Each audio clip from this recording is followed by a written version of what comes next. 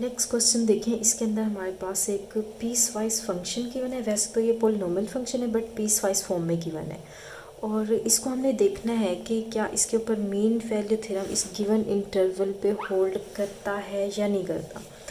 तो देखिए इसके अंदर सबसे पहले तो अगर मैं सिंपल पॉलिनॉमियल फंक्शन की बात करूं तो वो हमेशा कॉन्टिन्यूस भी होते हैं, डिफरेंशिएबल भी होते हैं अगर वो अपनी वैल्यू को ब्रेक नहीं कर रहे।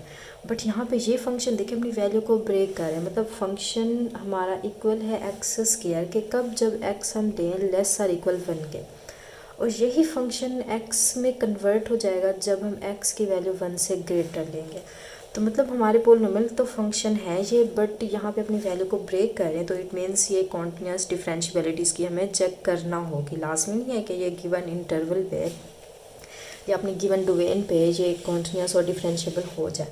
तो कॉन्टिन्यूटी या डिफरेंशियबिलिटी की बात मैं इसलिए कर रही हूँ क्योंकि मीन वैल्यू थ्योरम अगर आपने पढ़ा है तो उसमें आपने देखा होगा, मैं अगेन देखें थोड़ा रिकॉल कर दूँ कि हमने उसमें ये देखा था कि अगर कोई function A be close interval पे कॉन्टिन्यूस हो, और दूसरा उसके बाद हमने ये देखा था कि अगर ए बी ओपन इंटरवल पे वो फंक्शन अगर डिफरेंशिएबल हो रहा है तो तब हमारा मीन वैल्यू थ्योरम उसके ऊपर होल्ड करता है। मतलब इसी ओपन इंटरवल में से एक एटलीस्ट एक पॉइंट आपको सी एक लाजमी ऐसा मिलेगा जिसके अंदर उस फंक्शन का उस पॉइंट सी के ऊपर जो फर्स्ट डेरिवेटिव होगा हमेशा वो इसके इक्वल होगा।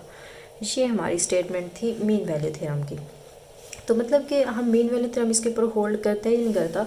उसके लिए सबसे पहले हमें इस फंक्शन को चेक करना होगा कि क्या ये कॉन्टिन्यूस है, और दूसरा हमें ओपन इंटरवल पे देखना होगा कि क्या ये डिफरेंशिएबल है। अगर तो ये दोनों कंडीशन यहाँ पे सेटिस्फाई होगी तो फिर हम बोलेंगे हमारा मीन वैल्यू थ्योरम इस क्वेश्चन के ऊपर होल्ड कर रहा है। तो उसके लिए अब सिंपल है कि अब वैसे सिंपल ऑब्जेक्टिव टाइप के अंदर सिंपल ये क्वेश्चन गिवन होगा, ठीक है। तो ये जस्ट पूछा जाएगा कि या कॉन्टिन्यूस है या नहीं, या डिफरेंशिएबल है या नहीं। तो इसके मैथड मैंने बहुत ही अच्छे से आपको कैलकुलस के अंदर, डिफरेंशियल कैलकुलस के अंदर करवाए हुए हैं। तो उसमें सिंपल हम क्या करते हैं, सबसे पहले अगर फंक्शन को कॉन्टिन्यूस चेक करना हो तो आप क्या करते हैं, उसकी आप सबसे पहले देखते हैं लेफ़्ट हैंड लिमिट, मतलब x टेंड टू 1 है, लेफ़्ट के लिए नेगेटिव लगाते हैं, और दूसरा हमारा limit x tend to 1 positive, मतलब राइट हैंड लिमिट फाइंड करते हैं, और फिर हम उसके फंक्शन की वैल्यू को देखते हैं। फंक्शन की वैल्यू का मतलब एट देखें 1 पे हम चेक कर रहे हैं ना, तो मतलब f ऑफ 1 पे हम अपना फंक्शन देखेंगे। तो सबसे पहले देखें फंक्शन की वैल्यू देख लेते हैं। अगर ये तीन कंडीशन सेटिस्फाई होगी, मतलब ये तीनों का आंसर अगर सेम आता है तो तब हम बोलते हैं हमारा फंक्शन जो है वो कॉन्टिन्यूस हो रहा है।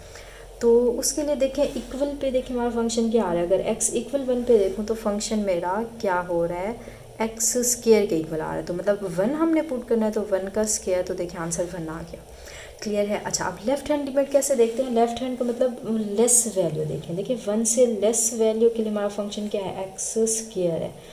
और यहाँ पे पॉजिटिव का ये मतलब नहीं होता कि वैल्यू आप पॉजिटिव 1 पुट करेंगे, नेगेटिव का मतलब हरगिज़ ये नहीं है कि आप नेगेटिव 1 इसमें पुट करेंगे, बट इसका मतलब होता है लेफ़्ट और राइट लिमिट। तो मतलब नेगेटिव के लिए हमने देखा 1 से लेस के लिए फंक्शन ये है, फंक्शन का डिफरेंस होता है, और पॉजिटिव का मतलब 1 से ग्रेटर के लिए हमारा फंक्शन देखें एक्स आ रहा है। क्लियर है। तो इसमें मिक्स नहीं करना होता कि पॉजिटिव और नेगेटिव का लेफ़्ट और राइट लिमिट होता है, ना कि उसमें नेगेटिव पॉजिटिव वैल्यू पुट करते हैं, मतलब फंक्शन का डिफरेंस आ जाता है। तो ये हमने पहले डिटेल में किया हुआ है। आप जस्ट इसके अंदर लिमिट देखें, रिप्लेस करें, 1 को रिप्लेस करें तो 1 का स्क्वायर 1 हो गया, यहाँ पे 1 पुट करें 1। तो ज़रा देखें हमारा तीनों आंसर जो है वो सेम आ गए, मतलब लेफ़्ट हैंड लिमिट इक्वल है राइट हैंड लिमिट के, इट मीन्स हमारी लिमिट एग्जिस्ट कर रही है। और अगर यही लिमिट हमारी फंक्शन की वैल्यू के भी इक्वल आ जाती है, हम बोलते हैं हमारा फंक्शन जो है वो कॉन्टिन्यूस हो रहा है। क्लियर है। तो अब जब हमारा फंक्शन कॉन्टिन्यूस हो रहा है तो अब हम इसकी डिफरेंशियबिलिटी चेक करेंगे। तो अब देखिए अगर आप सब्जेक्टिव टाइप पेपर कर रहे हैं तो जो मेथड मैं करवा रही हूँ आपने ये नहीं करना, आपने इसकी डेफिनेशन को अप्लाई करना है, डिफरेंशियबिलिटी को डिफाइन को अप्लाई करके फिर उसको आपने सोल्व करना है। बट ऑब्जेक्टिव के अंदर मैंने ट्रिक्स आपको बताई थी कि अगर आपका ये ट्रिक भी तब होल्ड करनी है, ये भी आप देखें, ये ट्रिक जो मैं बताने लगी हूँ ये तब आपने होल्ड करवानी है जब आपका फंक्शन कॉन्टिन्यूस हो जाए, जो कि हमारा हो रहा है। हमने देखा हमारा फंक्शन कॉन्टिन्यूस, अगर फंक्शन कॉन्टिन्यूस है फिर आप डायरेक्ट उसका डेरिवेटिव लेते हैं। क्लियर है। तो डायरेक्ट डेरिवेटिव कैसे लेना है, देखें लेफ़्ट हैंड डेरिवेटिव, अगर मैं लेफ़्ट हैंड डेरिवेटिव की बात करूं तो लेफ़्ट 1 से लेस फंक्शन हमारा क्या आ रहा है, लेफ़्ट हैंड डेरिवेटिव के लिए फंक्शन एक्स स्क्वायर, इसका आप सिंपल डेरिवेटिव ले रहे हैं। क्लियर है। ये आपका ट्रिक वाला मेथड है।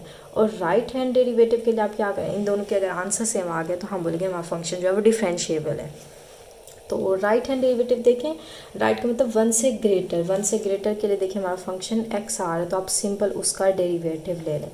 अगेन मैं बता दूं ये ट्रिक वाला मेथड है, ये आपने सब्जेक्टिव में नहीं करना, नहीं तो आपका गलत हो जाएगा। जस्ट ये आप किस में ट्रिक्स को यूज़ करेंगे, ऑब्जेक्टिव टाइप पेपर में, MCQs के अंदर। क्लियर है। और ये होल्ड भी तब आपने करवाना है जब आपका फंक्शन कॉन्टीन्यूस हो। फॉर एग्जांपल ये कॉन्टीन्यूस ना होता तो कोई नॉन कॉन्टीन्यूस फंक्शन जो होता है वो हमेशा नॉन डिफरेंशिएबल होता है। तो हम फंक्शन फॉर एग्जांपल चेक करते वो हमारा कॉन्टीन्यूस ना आता, आगे जाने की ज़रूरत ही नहीं होती, हम कहते हैं हमारा फंक्शन नॉन डिफरेंशिएबल है। क्लियर है। बट अगर आप चेक करें हमारा फंक्शन कॉन्टीन्यूस आ गया जो कि हमारा आ रहा है, फिर आप उसका लेफ़्ट और राइट डेरिवेटिव इस तरह उसको डायरेक्ट सॉल्व करेंगे। और अगर आप डायरेक्ट ऐसे सॉल्व नहीं कर रहे, ट्रिक वाले मेथड से नहीं करते, डिफाइन अप्लाई करते हैं, तो सिंपल आप डिफाइन अप्लाई कर दें उसके ऊपर, फंक्शन के ऊपर। लेफ्ट हैंड डेरिवेटिव की डिफाइन अलग से, राइट हैंड डेरिवेटिव की डिफाइन अलग से आप उस पर अप्लाई करें। आंसर अगर सेम आ गया तो आप बोलेंगे हमारा फंक्शन डिफरेंशिएबल है। उसके लिए कॉन्टीन्यूस होना ज़रूरी नहीं है, मतलब होना तो ज़रूरी है नहीं, आप उसको चेक करना ज़रूरी नहीं है। ट्रिक वाले मेथड के अंदर यही बात है कि आपको चेक करना लाजमी होगा। फंक्शन अगर कॉन्टीन्यूस है फिर आप इस स्टेप के अंदर आएंगे। मेरे कहने का ये मतलब है। अब ये जो बातें मैं बता रही हूँ, वैसे अगर आप प्रीवियस मेरे डिफरेंशिएबिलिटी के लेक्चर्स नहीं देख रहे, आपको ये टफ लग रही हूँ, मे भी समझ भी ना आए, तो वो लेक्चर्स आप करें जो बातें मैंने बताई हैं। फिर तो आपको ये बताने की ज़रूरत नहीं है, बहुत अच्छे से आपको ये पहले से क्लियर होंगी। ये सारी चीज़ें हमने की हुई हैं विद एग्जाम्पल्स भी काफ़ी सारी हमने की थी। क्लियर। तो अब इसका डेरिवेटिव देखेंगे, 2x² का डेरिवेटिव 2x होगा, यहाँ पे x का डेरिवेटिव 1 आएगा। अब डेरिवेटिव लेने के बाद जो पॉइंट x आ रहा है उसके अंदर आप इक्वल 1 पे है तो आप इसके अंदर 1 को रिप्लेस कर दें। तो मतलब 2 × x की वैल्यू 1 अगर मैं रिप्लेस करूँ तो देखिए 2 आ गया। इसके अंदर x है ही नहीं तो जस्ट सिंपल 1 आ गया। तो अब ज़रा देखें, हमारा लेफ़्ट हैंड डेरिवेटिव 2 आ गया, राइट हैंड डेरिवेटिव 1 आ गया, तो मतलब ये नॉट इक्वल आ रहे हैं। तो यहीं से ही हमें पता चला कि हमारा फंक्शन कॉन्टीन्यूस तो है बट डिफरेंशिएबल नहीं है। तो जब डिफरेंशिएबल नहीं है तो इट मीन्स हमारा जो ये मीन वैल्यू थ्योरम है ये होल्ड नहीं करेगा। तो आप लिख दें इसको डज नॉट होल्ड या नॉट होल्ड, आप इसको लिख दें। क्लियर है। तो हमारा ये मीन वैल्यू थ्योरम जो है ये होल्ड नहीं कर रहा, तो इसलिए हमें एक ऐसा सी पॉइंट ऐसा नहीं मिलेगा जिस पे फंक्शन जो हो उसका फर्स्ट डेरिवेटिव जो हो वो इसके इक्वल आ जाए। क्लियर हुआ।